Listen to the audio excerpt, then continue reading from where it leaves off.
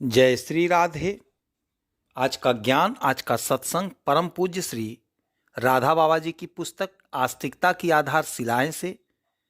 परम पूज्य कहते हैं, नाम जप के लिए कुछ विशेष बातें अवश्य मान लीजिए। परम पूज्य कहते हैं, भजन के साथ साथ यदि कई खास बातों पर ध्यान दिया जाए तो बहुत शीघ्र भजन का प्रत्यक्ष फल सामने आने लगता है। उन्हीं में एक बात है सात्विक पवित्र अन्न का भोजन, अर्थात यह कि अन्न सात्विक हो तथा सात्विक विधि से तैयार किया जाए। पर सबसे अधिक इस बात का विचार आवश्यक है कि अन्न सात्विक कमाई का है कि नहीं। यह बात साधारण जान पड़ती है, पर मन को दूषित बनाने के लिए यह कितनी जिम्मेवार है, इसका महाभारत की एक कथा से पता चलता है।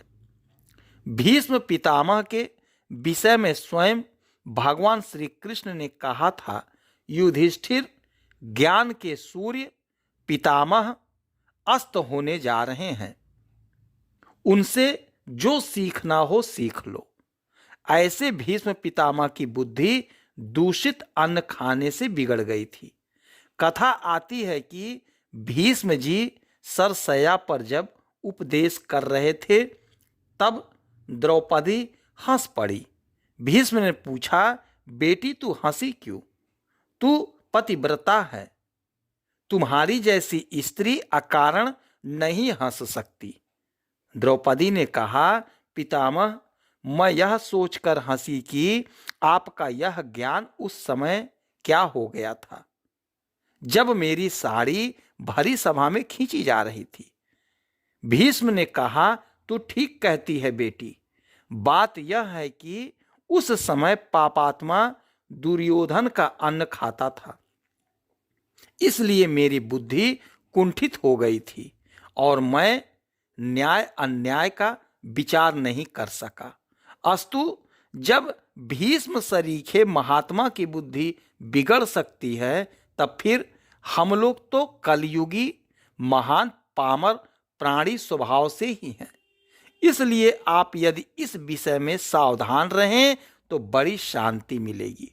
मरना है, शरीर से वियोग होगा ही, और बस उसी क्षण आपका अपने पुत्र, परिवार, स्त्री, परिजन सबसे नाता टूट जाएगा। साथ चलेंगे कर्मों के संस्कार, और कर्मों के करते समय जो पाप पुण्य का बोझ इकट्ठा हुआ है, वह फिर बुद्धिमानी इसी में है कि किसी असत कमाई को स्वीकार न करें। परिवार के बहाने से मन धोखा देता है, पर इसी धोखे से अब तक संसार में भटक रहे हैं। खूब सावधान होना चाहिए। यह ठीक है कि यदि आप ब्राह्मण कुल में पैदा हुए हैं तो यथाचित दान स्वीकार कर सकते हैं, पर मन बड़ा धोखेबाज है।